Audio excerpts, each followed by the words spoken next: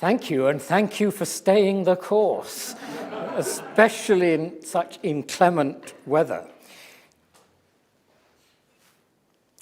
That, as I don't need to tell you, is not Einstein. But in 1921, Einstein came to England, and he was asked by the Archbishop of Canterbury, Randall Davidson, what relevance the theory of relativity would have for religion. Einstein gave him a succinct answer: none. Not perhaps the most auspicious start for a lecture on Einstein, science, and religion. Einstein did offer a reason for his reply. Relativity, he said, is purely a scientific matter and has nothing to do with religion. But not everyone agreed. The British Quaker and friend of Einstein, Arthur Eddington, compared Einstein's theory with Darwin's, suggesting how off-beam it would be to suggest that the theory of evolution had no implications for religion. In Tuesday's lecture, we were examining what some of those Darwinian implications were for both science and theology. In the naturalistic science of T.H. Huxley, there was neither need nor room for theistic incursions into science. Einstein's reply to the Archbishop might be placed in the same vein. After centuries of interpenetration, scientific and religious concerns should be kept apart. And we may well sympathize with Einstein's caution. Even today, I think, it stands as a protest against much that goes on in the hinterlands of science and religion, where imaginative, but more often than not imaginary, connections are drawn between the two spheres. But if the two were to be kept completely apart, what did Einstein mean when he said that science without religion is lame, religion without science blind? Now that's a question that can't be answered without examining what Einstein meant by religion. And that's one of my aims in this lecture. It's a fascinating question because he once described himself as a deeply religious unbeliever. It's also an important question because what Einstein considered believable and unbelievable raises deeper issues concerning the intelligibility of nature, and whether even today that intelligibility might still provide glimpses of the transcendent. There was for Einstein, and I quote, an eternal mystery of the world, its comprehensibility. The fact that the world of our sense experience is comprehensible, he described as a miracle.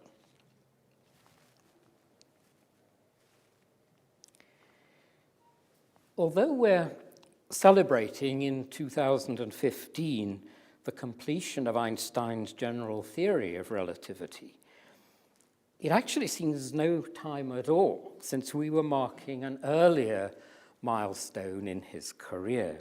His Annus Mirabilis was actually 1905, when he published a succession of papers that advanced 3 fields of physics. One of these was the study of Brownian motion, the study of small particles that have a kind of irregular oscillation when suspended in a fluid. And in that work, Einstein was driven by an impulse to establish the reality of physical molecules. The outcome was a formula for the variation of the mean free path of a Brownian particle as a function of the time during which it's observed. The second innovation of 1905 concerned the radiation of heat. And here Einstein proposed that an explanation for the laws of radiation and of the energy exchange between matter and radiation would require quantum theories.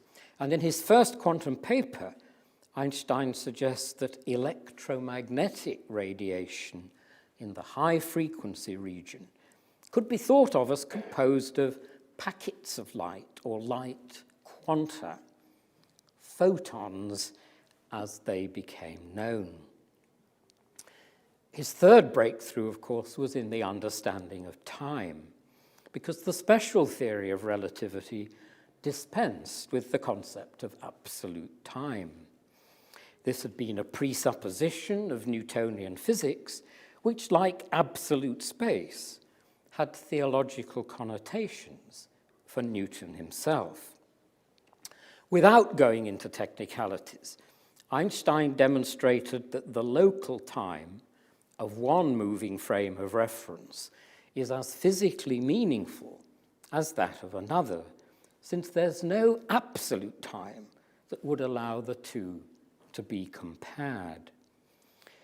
The measurement of time was not independent of a clock's motion. Another result was even more counterintuitive. Two events that are simultaneous in one inertial reference system are not necessarily simultaneous when measured in another. An important implication was that in thinking about space and time, we can't trust our senses. Interestingly, though, of those three major innovations, the one Einstein considered revolutionary was not special relativity, but the hypothesis of light quanta. From the special theory of relativity, Einstein had derived the equivalence of mass and energy, and in the one equation known to everybody, I don't need to say it, do I? E equals mc squared. We even have a cafe in my neck of the woods that is called E equals mc squared. Actually fuels us with plenty of energy, I suppose. On the relationship between special and general relativity, Einstein put it like this. The special theory, on which the general theory rests, applies to all physical phenomena with the exception of gravitation.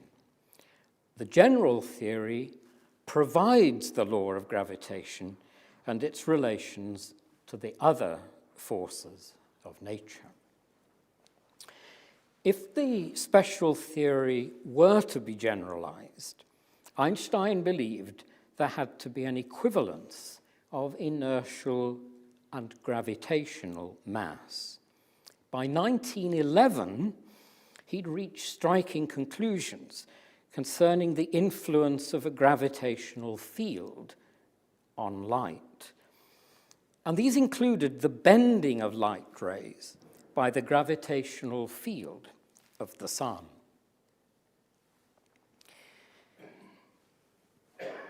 I recently heard a very succinct statement of the implications of the general theory.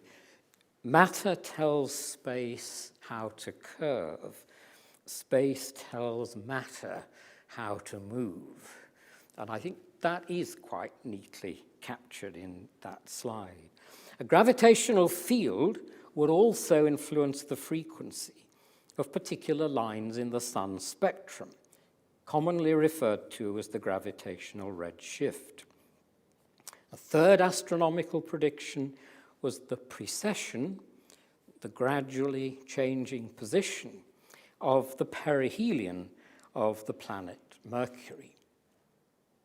So, there we go. you can see the lower left-hand side, how the perihelion just gradually advances. It's that point in a planet's orbit at which it is closest to the sun. Now, I don't intend to delve more deeply into the technicalities of Einstein's science. Einstein himself, remember, said that his reconception of nature had no implications for religion, even if Arthur Eddington thought otherwise.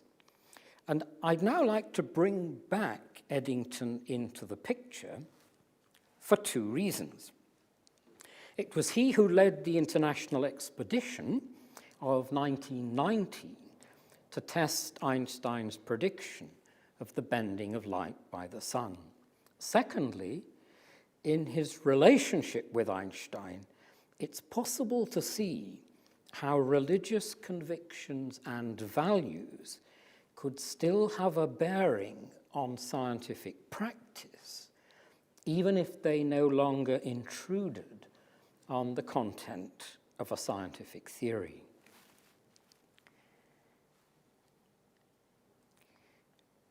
Renowned for his work in stellar astronomy and relativity theory, Eddington became a scientific celebrity in the interwar years.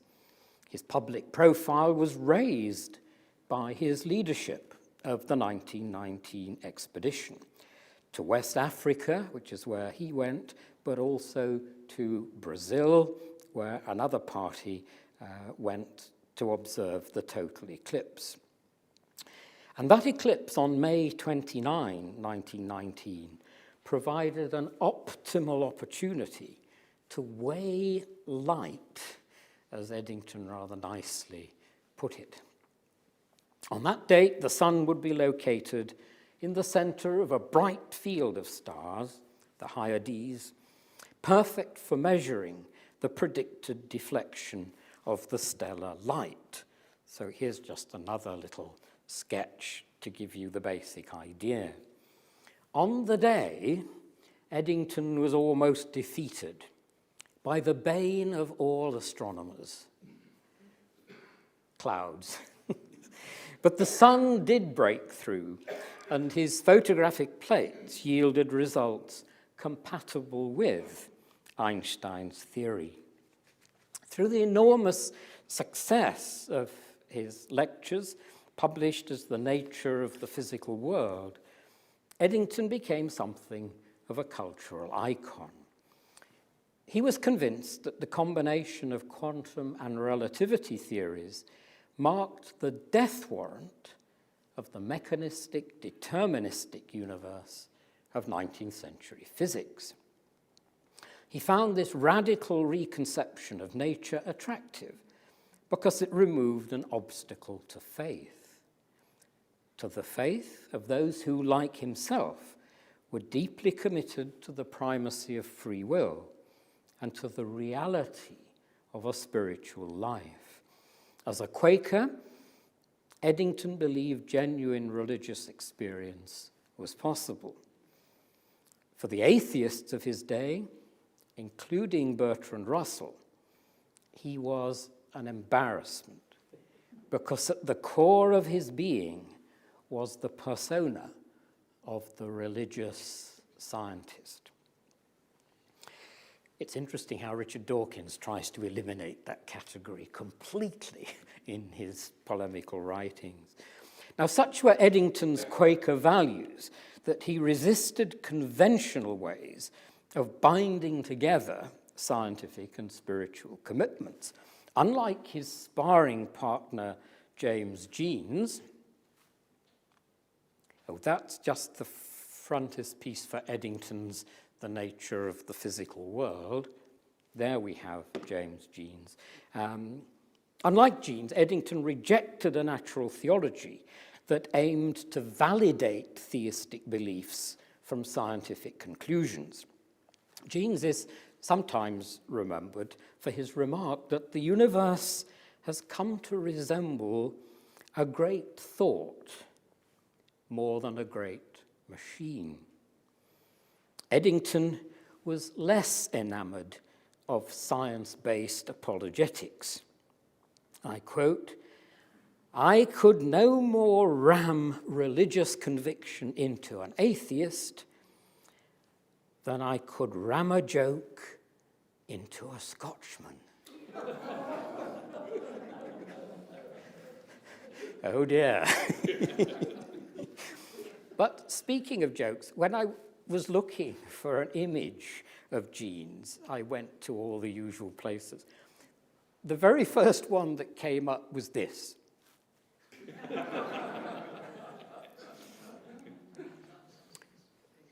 There is a warning, or rather there isn't, but it looks as if there is, in Einstein against this kind of mistake.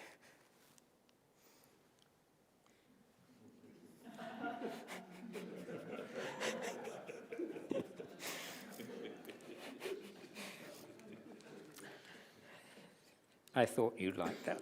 And like many writers on science and religion today, Eddington was not preoccupied with models of divine activity in nature. Believing in the presence of an inner light, he valued religious experience above doctrine. Crucially, Eddington stressed the exploratory character of both faith and science. In both, there was a seeking, in neither was there finality.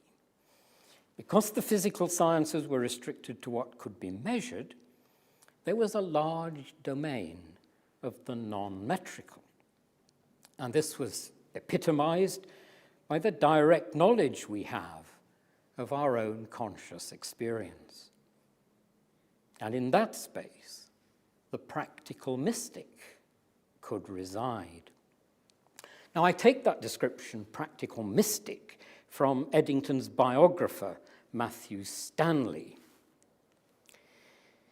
Stanley's account of Eddington grabbed my attention because he shows how Quaker pacifist values played a crucial role in the planning of the 1919 expedition. They made a real difference at a time when scientists this side of the Channel had recently been co-opted for the war effort and were largely hostile to all things German. Consequently, the much vaunted internationalism of the 1919 expedition was not at the time the natural product of a universalism inherent within science itself. Rather, it required somewhat of Eddington's dedication, highly motivated to humanize the enemy and to repair the damage wrought by war. Stanley argues that as an important pacifist opportunity, the expedition was seen by Eddington as both a religious and scientific task. He'd been interested to learn that Einstein was anti-Prussian. Finding a brilliant fellow pacifist in the German physics community was just what was needed to restore internationalism to science. For a British scientist to orchestrate the confirmation of a German's theory had a particular poignancy. The fact that theological precepts no longer informed the content of physical theory did not mean that religious and ethical principles ceased to shape a life in science. For Eddington, scientific creativity itself bore witness to that divine spark in the human mind that was the gift of a greater mind.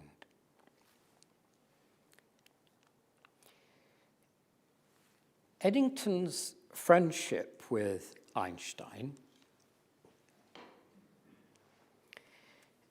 brings us back, of course, to Einstein himself and the pacifist values that he embraced.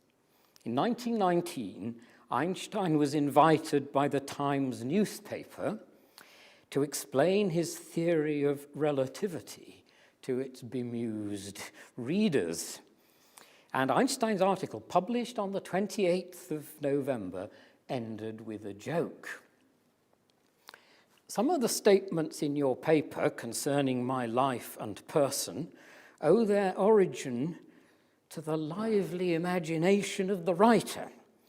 Here is yet another application of the principle of relativity for the delectation of your readers. Today, I'm described in Germany as a German savant, and in England as a Swiss Jew. Should it ever be my fate to be represented as a bête noire, I should, on the contrary, become a Swiss Jew for the Germans and a German savant for the English. It's nice, but it's sad, isn't it? I mean, moving forward a decade or more, the joke wasn't so funny. A victim of anti-Semitism, Einstein migrated to Princeton in 1933. And he'd already developed the ideals of an active pacifism and would often refer back to the time of the Great War. In an Amsterdam publication of 1934, Einstein explicitly advocated organizations which might give material support to conscientious objectors. He knew this would be an illegal struggle, but, and I quote, a struggle for the true rights of the people against their governments as far as they demand criminal acts of their citizens. He conceded that many who think themselves good pacifists would cavil at that on patriotic grounds. But he continued, such people are not to be relied on in the hour of crisis, as the World War amply proved. Einstein's disillusionment with politicians had been forcefully expressed in a private letter to Sigmund Freud 2 or 3 years earlier. Einstein detects in Freud a deep longing for the great goal of internal and external liberation of mankind from war. This great aim, Einstein says in the letter, had been professed by all who had been venerated as moral and spiritual leaders, from Jesus Christ to Goethe and Kant. The pity was their small success. There were men of achievement, great men, who shared that same ideal. But Einstein's lament was that the intellectual elite had no power or influence. That was in the hands of political leaders who owed their position partly to force and partly to popular election. They were not, in Einstein's view, and I quote, representative of the best elements, morally or intellectually, in their respective nations. Einstein's object in writing to Freud was to sound him out on the practicality of what for Einstein was an imperative duty, to form an international association of like-minded individuals of proven ability and purity of aim, who might exert a salutary moral influence over the settlement of political questions. Such an association, he believed, and I quote, would have to make a consistent effort to mobilize the religious organizations for the fight against war. So it's time now to look more closely at Einstein's views on religion and God. For a brief period in childhood, Einstein was more assiduous than his parents in his religious observance. Then, during adolescence, he rejected institutionalized religions with their anthropomorphic images of the deity. Reading popular books on science and having devoured Kant's Critique of Pure Reason by the age of 12, he was soon questioning the truth of many biblical stories. I mean, I have to say, when I read that, I thought, how extraordinary. I mean, to have even tried to come to terms with Kant at that age. I remember a seminar I attended in Cambridge many years ago with a fine Kant scholar, Gert Buchdahl.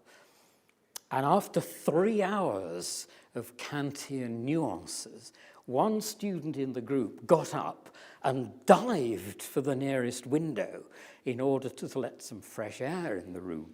And I still remember Buchdahl screaming, "Stop him, somebody. He's going to throw himself out." Many years later, Einstein affirmed what he had concluded early in life. It seems to me that the idea of a personal God is an anthropomorphic concept which I cannot take seriously. He regarded it, and as I quote, the main source of the present-day conflicts between the spheres of religion and of science. An interesting remark there. In his mature years, Einstein referred to a cosmic religious feeling that permeated and sustained creative scientific work. The pursuit of science, the quest for a simplified and lucid image of nature, was not a coldly rational endeavor. It involved strong emotion. In a tribute to Max Planck, Einstein even declared that perseverance in tackling difficult scientific problems requires a state of feeling similar to that of a religious person or a person in love. Science was ultimately and unreservedly a religious activity, as it had been for two of Einstein's exemplars, Johannes Kepler and Isaac Newton. In both Kepler and Newton, there had been a profound sense of the unity of creation, its beauty transparent in the geometrical harmonies that underpinned it. I just put a couple of images side by side. One conveys Kepler's sense of the harmony of a universe in which the orbits of the planets can be inscribed and superscribed around the irregular Greek solids. But that music that you see, the other image, is written by Kepler. Or actually, more to the point, it's written by God. Because those are the melodies that the planets sing as they orbit the sun. At the fastest point of their orbit, the pitch goes up. When they're going most slowly, the pitch goes down. And the Earth, which has a relatively circular orbit, has about the most boring melody of all. When I was lecturing to students at Lancaster longer ago than I care to remember, I used to play the clarinet because it was very easy to play those motifs in front of the class. I eventually gave up because years later I would meet those students in the street and they say, "Yeah, I really remember your lectures. I remember that one where you played the clarinet," they said. But I can't remember what you were talking about.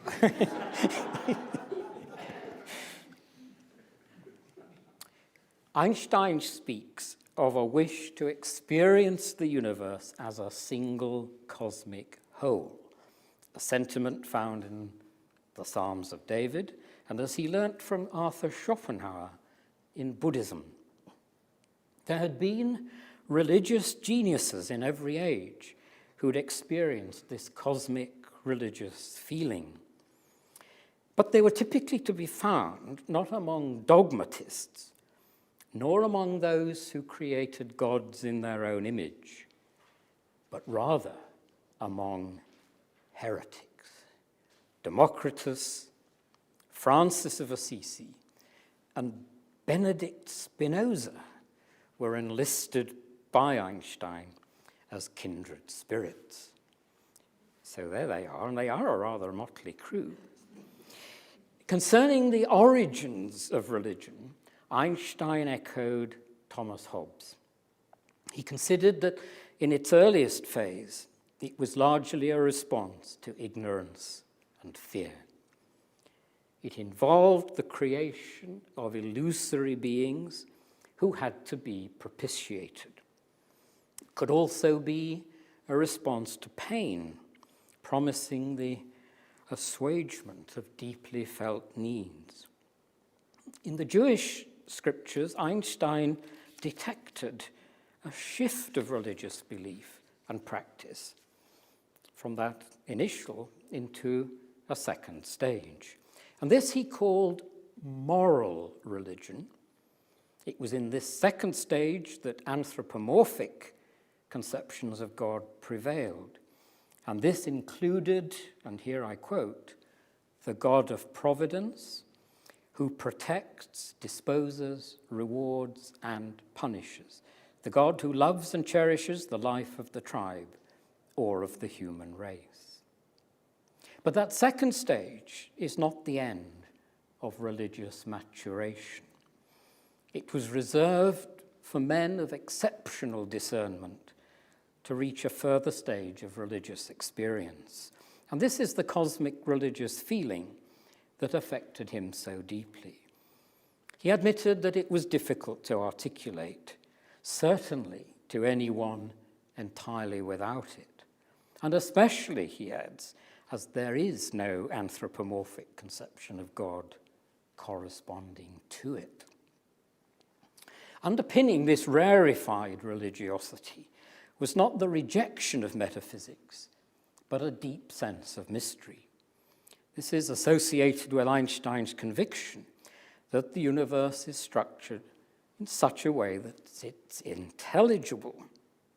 He, after all, had shown it to be so once the apposite mathematical formalism was in place. But why should nature be intelligible? There is on record a conversation in which Einstein was chided by the Berlin critic Alfred Kerr. I hear that you're supposed to be deeply religious, Kerr intoned with incredulity. Einstein's response was apparently calm and dignified. Yes, you can call it that. Try and penetrate with our limited means the secrets of nature, and you will find that behind all the discernible concatenations, there remains something subtle, intangible, and inexplicable. Veneration for this force, beyond anything we can comprehend, is my religion. To that extent, I am, in point of fact, religious. So Kerr got his put down. Was this understanding of religion in any way relevant to his science? We can see why Einstein proclaimed that science and religion were compatible. In June 1948, he explicitly addressed two questions. Number one, does there truly exist an insuperable contradiction between religion and science? Question number two, can religion be superseded by science? His answer to both was a resounding no. Religion, in Einstein's sense, could not be superseded by science because the very possibility and rationality of science ultimately depended upon it. And Einstein was perfectly explicit on this. I got a slightly long quote here. The interpretation of religion, as here advanced, implies a dependence of science on the religious attitude, a relation which in our predominantly materialistic age is only too easily overlooked. While it is true that scientific results are entirely independent from religious or moral considerations, those individuals to whom we owe the great creative achievements of science were all of them imbued with the truly religious conviction that this universe of ours is something perfect and susceptible to the rational striving for knowledge. Now, Einstein might be accused of inventing a religion that offered union with science, and that has been said. But if science without religion was lame, it's fair to ask what bearing, if any, Einstein's religious belief had on his science. And there were, I think, three respects in which Einstein's religion became relevant to his science. First, it legitimized his conviction of the unity of the universe, and consequently the high value he placed on theories that held the prospect of unification. Unifying space and time, electric and magnetic forces, energy and mass, he would devote years of his life to the quest for a unified field theory. Einstein lived under a kind of compulsion to unify in his social and political as well as his scientific ideals. It's been said of him that he abhorred all nationalisms and called himself, even while in Berlin during the First World War, a European. Later, he supported the One World movement, dreamt of a unified, supranational form of government, and helped to initiate the international pugwash movement of scientists during the Cold War. And one of his scientific and philosophical colleagues in that, of course, was Bertrand Russell. Even when writing about the world's religions, Einstein would stress their common elements. Once divested of their myths, their essential substance became clear. This means, and you might see an irony here, this means that Einstein opposed what he called the relativistic theory of religion. There were common structures because the moral attitudes of a people supported by religion need always aim at preserving and promoting the sanity and the vitality of the community. Otherwise, that community is bound to perish. A people that were to honor falsehood, defamation, fraud, and murder would be unable to subsist for very long. I earnestly hope he will not be proved wrong. Einstein's religion was relevant to his science in a second respect. It sanctified his belief in a strict causal determinism that extended, rather remarkably, to a denial of free will. Einstein saw this denial at one with his rejection of anthropomorphic deities. In his 1930 essay on religion and science, written for the New York Times, he urged that a God who rewards and punishes is inconceivable.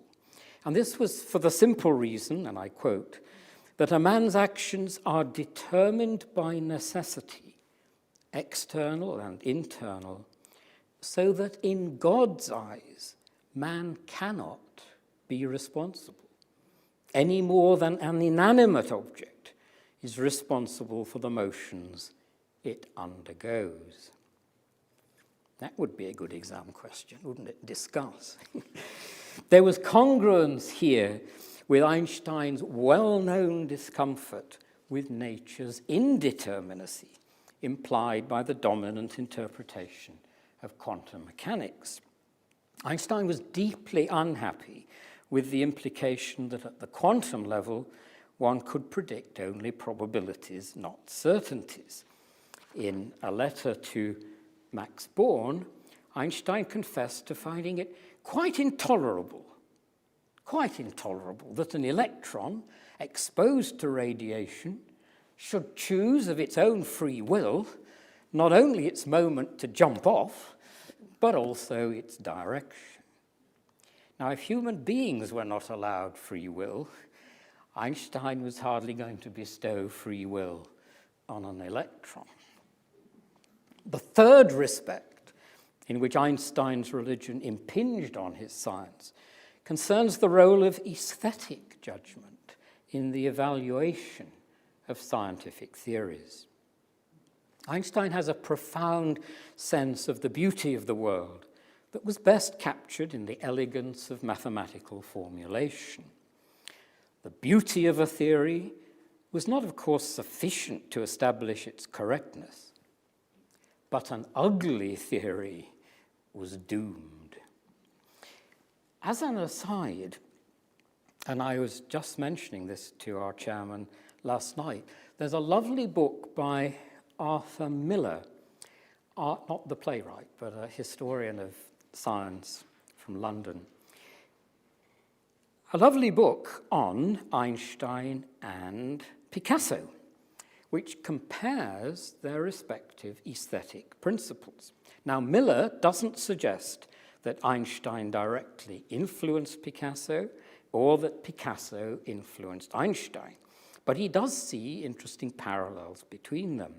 They were exact contemporaries who challenged classical representations of space and time. Picasso in art, Einstein in science. For example, in Picasso's famous painting of Les Demoiselles d'Avignon, there is a complex treatment of time. One can see the painting as a series of 5 motion picture frames, conveying an increasingly heightened geometric structure.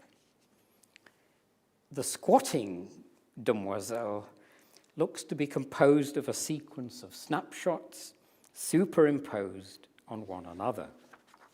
As Miller puts it, Einstein's temporal simultaneity shares with Picasso's the notion that there is no single preferred view of events. I've actually found that quite illuminating when I look at Picasso's Cubist phase. Well, that was an aside, and we need to move to Einstein and God. And 3 well-known sayings of Einstein capture these different respects in which his cosmic religious feeling accompanied his science. These sayings have become well-known, perhaps in part, because God makes an appearance in them. The fact is that although Einstein was disenchanted with theology, he used theological language as a vehicle for voicing his deepest convictions.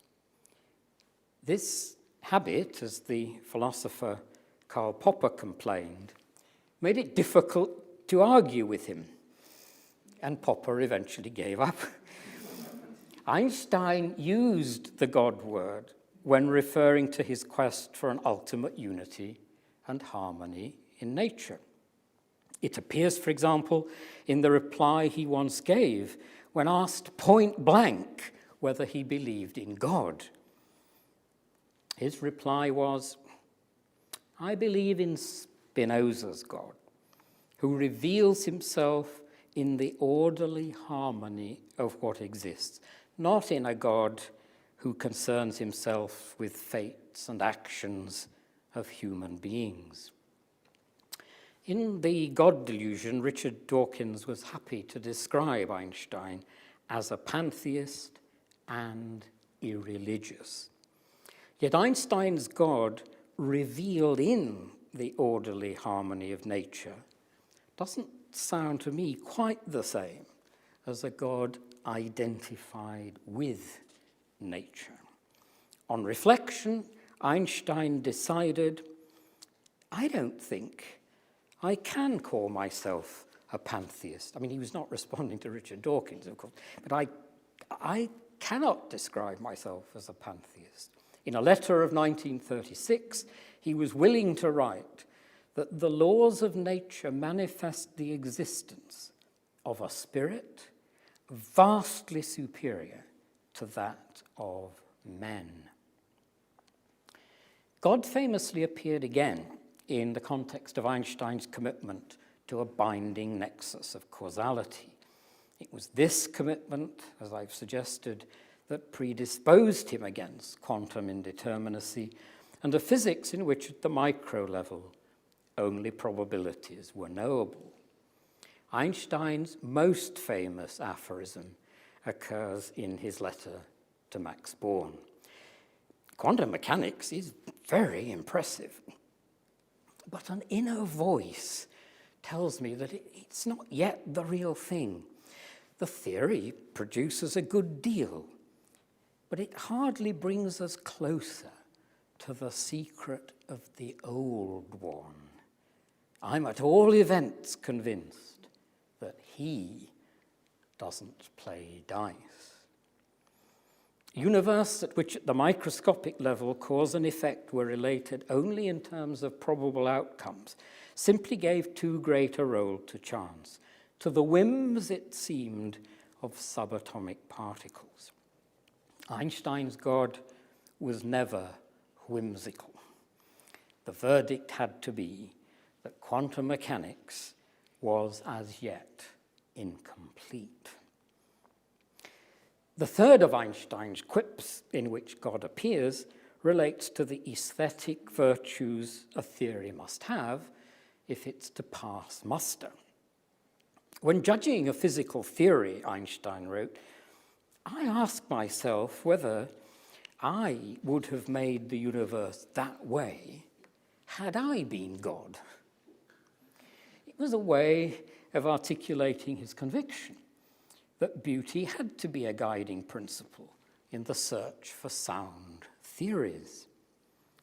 Reminiscing about Einstein, Hermann Bondi recalled that when I put down a suggestion that seemed to me cogent and reasonable, he didn't in the least contest this. He only said, "Oh, how ugly." As soon as an equation seemed to him to be ugly, this is just continuing the Bondi quote, he really rather lost interest in it. There's been a suggestion that Einstein's God bore some resemblance to that of Leibniz. This was a God who, out of infinite possible universes, had to create the best, had to instantiate the one that had the most beautiful laws and the maximum architectural detail. Einstein put it like this: the aim of physics is not only to know how nature is and how her transactions are carried through, but also to reach as far as possible the utopian and seemingly arrogant aim of knowing why nature is thus and not otherwise. Thereby one experiences, so to speak, that God himself could not have arranged these connections in any other way. Einstein's confidence in his own theories did on occasion border on the arrogant. For progress in science, he sets greater store by intuition than by induction. He even said that his concept of relativity had been inspired more by a feeling, more by an intuition than by intellect alone. Max Jammer records an amusing anecdote concerning Einstein's response to a cable from Eddington. The context was the outcome of the 1919 expedition. That's the expedition to measure the deflection of stellar light by the sun. Now, Einstein's assistant couldn't conceal her joy at the confirmation of the general theory. Apparently, Einstein himself was less ecstatic, saying that he was already sure the theory was correct. But what if there had been no confirmation, she asked. Then, said Einstein, I would have been very sorry for the dear Lord. The theory is correct. So how finally do we designate Einstein's God? Clearly, he rejects the God of the Abrahamic faiths, a deity who takes an interest in human affairs. The most he would say, and it's not negligible, was that the highest principles of our aspirations and judgments are given to us in the Jewish Christian religious tradition. When expounding his worldview in 1934, he stood his ground. If one purges the Judaism of the prophets and Christianity as Jesus Christ taught it, of all subsequent additions, especially those of the priests, one is left with a teaching capable of curing all the social ills of humanity. Importantly, to renounce a personal anthropomorphic deity was not necessarily to abandon all thought of transcendence. Claims that Einstein was a mystic run into problems of definition and have actually been pretty comprehensively rejected in the most recent critical study. The very recent article in Zygon, a long article which examines the definitions and the evidence. But it's possible to detect in Einstein a strain of apophatic thinking in which it's easier to say what God is not than be specific about what could be affirmed. The transcendent was an ineffable reality simply beyond description. This was not atheism, though it is sometimes conflated with atheism. In fact, Einstein was angry when evangelists for atheism invoked his name. He has that in common with Darwin. The lack of humility he found offensive. The chapel in my Oxford College, Harris Manchester, is rather nicely designated as a place of worship for those who decline to be designated. Einstein, I think, would have liked that. He was his own man with his own God. Late in life, he told Eddington's biographer, Vibert Douglas, that if I were not a Jew, I would be a Quaker. In my 3 lectures, I've been considering a variety of ways in which scientific and religious concern have come into contact since the time of Galileo. The relations between them have been repeatedly reconstructed as conceptions of nature have been revised. In the 17th century, mechanical philosophies of nature stimulated new understandings of providence. In the 19th century, nature was reconceptualized as historical process rather than fixed creation. Humankind was no longer a detached spectator of the natural world, but an integral part of it. Darwinian theories of evolution spawned a large theological literature, sometimes hostile, sometimes cautious, sometimes accommodating. And we must never leave out the accommodating.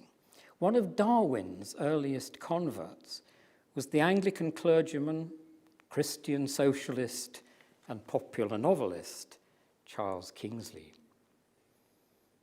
There was a greater nobility, Kingsley argued, in a God who had not simply made things, but who could make things make themselves. With Einstein, we've moved closer to our own time, and a physics still amenable to theistic interpretation. Evidence for fine-tuning in the physical parameters of the universe, prerequisites for the emergence of intelligent life, has even revitalized natural theology in some quarters. In recent years, many have preferred the default position of the Harvard biologist Stephen Jay Gould, who entered our discussion briefly at the end of Tuesday's lecture. In his book, Rocks of Ages, Gould argued that the respective magisteria of science and religion have and should have no overlap. Answering different questions in different languages, each can be protected from interference by the other. But in practice, it's not that simple. Think of the ethical issues surrounding the ambitions of biotechnology, and especially of biosynthesis. Organic nature, once a creation, is being groomed for recreation by human hands. It is, after all, in the successful technological applications of science that most of us see the case for nature's intelligibility. We can grow replacement organs from cells in the lab. We can manipulate genes to redesign cats, potentially even ourselves. It was recently reported that scientists have pinpointed the handful of genes that make domestic cats cuddlier, friendlier, and cuter than their feral counterparts. Our chairman introduced me to two very cuddly cats last night. This, we were told, could pave the way for designer pets. It's interesting to examine the language used by the high priests of biosynthesis. Google Craig Venter, and you're immediately invited to watch him unveil synthetic life. And that's a reference to the announcement that he and his team had created, note the word, the first fully functioning, reproducing cell controlled by synthetic DNA. The beginning, he claims, of a new era for science. Or Google the Harvard geneticist George Church and his book Regenesis soon pops up. The subtitle is How Synthetic Biology Will Reinvent Nature and Ourselves. The point is that biosynthesis allows for the creation, note the creation word again, of entirely new species. And that's the challenge, and where concerns, I think, properly focus. If such a prospect does mark the beginning of a new era for science, it surely creates for the 21st century a new domain where scientific and religious concerns will once again come together. Knee-jerk reactions about scientists playing God are usually too facile to help. There's always the riposte. If scientists don't play God, who will? And who could reasonably resist the imperative to minimize the incidence of inherited diseases? But there are, of course, social and ethical issues. As Robert Winston, among others, has pointed out, genetic enhancement is likely to be for the rich, not for the poor. There's a kind of irony here. Einstein gave us the mysterious intelligibility of the universe, spectacularly visible now in our technological prowess. But might he have left us in the lurch when it came to meta-ethical principles? True, he had a great respect for the Judaism of the prophets and for Christianity as Jesus Christ had taught it. But he considers ethics to be an exclusively human concern, with no superhuman authority behind it. In this context, there's a particularly interesting observation in Sven Wagner's recent study of the playing God motif. It's a trope that he's traced in a variety of novels, including, of course, Mary Shelley's Frankenstein. It's not a very clear slide, but it is an image from the first edition of the book. Such stories are often read as cautionary tales against the baleful consequences of scientific hubris. But allegorical readings are also possible, and in these, God is presented as an incompetent scientist, a God who, if you like, has not played God well enough.